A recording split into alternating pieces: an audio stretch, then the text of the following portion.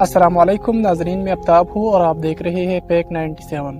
ناظرین، 20ویں صدی سے پہلے دنیا کے تمام لوگوں میں یہ سوچ رائج تھی کہ بچے کے جنس کی تعین کرنے کا ذمہ داری فیمیلز یعنی مدرز کی ہوتی ہے، اور یہ سوچ اس لیے رائج تھی کہ 20ویں صدی سے پہلے کے تمام لوگ لڑکیوں کے بجائے لڑکے پیدا کرنا چاہتے تھے، کیونکہ وہ عورتوں کو مردوں سے کمتر سمجھتے تھے، اور وہ لوگ یہ بھی سمجھتے تھے کہ لڑکی پیدا کرنے سے معاشرے میں ان کا مقام کم ہو جائے گا۔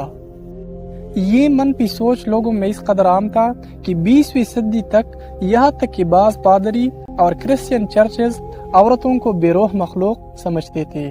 زمانے جاہلیت میں لوگ لڑکی کو جنم دینے کی وجہ سے اپنی بیویوں کو ستاتے تھے اور اپنی لڑکیوں کو زمین میں زندہ دفن کر دیتے تھے۔ زمانے جاہلیت میں کچھ لوگ ایسے بھی تھے جو معاشرے میں شرمندگی کو قبول کر کے اپنی لڑکیوں کو زمین میں زندہ دفن کر دینے کے بجائے اپنے ساتھ رکھتے تھے، لیکن جب اسلام آیا تو اس نے معاشرے کو ایسے سپرسٹیشیس بلیف یعنی توہم پرستانہ عقائد سے دور کرنے کا دعویٰ کیا اور عورتوں کو قانونی حقوق دینے کے ساتھ ساتھ انصاف کا کہا۔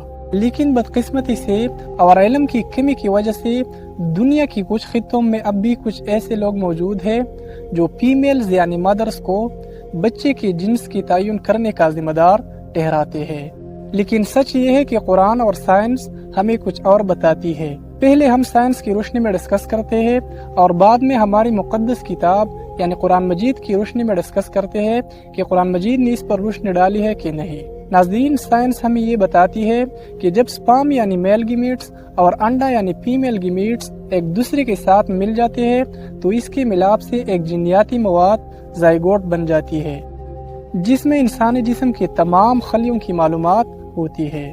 انسان کے جسم کے خلیوں میں کروموسوم کے 23 جوڑے ہوتے ہیں، جو کہ کل 46 کروموسوم ہوتے ہیں۔ ہر ایک جوڑے میں 2 کروموسوم ہوتے ہیں۔ والدین میں سے ہر ایک کی طرف سے 1 کروموسوم آتا ہے، جس کا مطلب یہ ہے کہ بچے اپنے کروموسوم کا آدھا حصہ اپنی ماں سے اور آدھا حصہ اپنے باپ سے حاصل کرتے ہیں۔ You know what are these chromosome? Yes. Chromosome داغے کی طرح مالیکیول ہوتے ہیں جو پروٹین اور ڈی این اے سے بنے ہوتے ہیں۔ یہ جینومک معلومات کو والدین سے بچوں اور ایک خلیے سے دوسرے خلیے تک لے جانے کا کام کرتے ہیں اور خود سیل کے اندر نیوکلیس میں ہوتے ہیں۔ کروموسوم کے ان 23 جوڑوں میں سے ایک جوڑے کو سیکس کروموسوم یعنی جنسی کروموسوم کہتے ہیں۔ مردوں میں XY6 کروموسوم ہوتے ہیں جبکہ عورتوں میں XX کروموسوم ہوتے ہیں۔ حمل کی وقت ہر ایمبریو کو اپنی ماں کی طرف سے ایک X کروموسوم ملتا ہے اور باپ کی طرف سے ایک X یا Y کروموسوم ملتا ہے۔ اب اگر ماں کی طرف سے ایک X کروموسوم مل جائے اور باپ کی طرف سے بھی ایک X کروموسوم مل جائے تو اس سے لڑکی پیدا ہوگی، اور اگر ماں کی طرف سے ایک X کروموسوم مل جائے اور باپ کی طرف سے ایک Y کروموسوم مل جائے تو اس سے لڑکا پیدا ہوگا۔ ادھر یہ کنفیوژن کلیئر ہو گیا کہ لڑکا پیدا کرنے کی ذمہ داری باپ کی ہوتی ہے نہ کہ ماں کی، کیونکہ فیمیل میں تو دونوں XX کروموسوم ہوتے ہیں جبکہ میل میں ایک X کروموسوم ہوتا ہے اور ایک Y کروموسوم ہوتا ہے۔ اور جیسا کہ میں نے پہلے بتایا کہ ایک X کروموسوم اور ایک Y کروموسوم سے لڑکا بن جاتا ہے اور Y کروموسوم تو فیمیل میں نہیں ہوتا۔ اب اگر Y کروموسوم فیمیل میں ہے ہی نہیں تو فیمیل کیسے جنس کا تعین کرے گی؟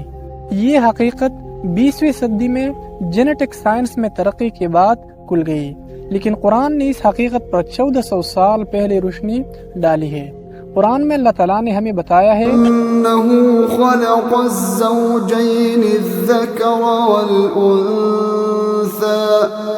من نطفة اذا تمنى، کہ یہ ایک نطفہ ہے جو جنس کے تعین کرنے کا ذمہ دار ہے، یا دوسرے لفظوں میں اللہ تعالیٰ نے جنس کے تعین کرنے کا ذمہ دار مرد کو ٹھہرایا ہے۔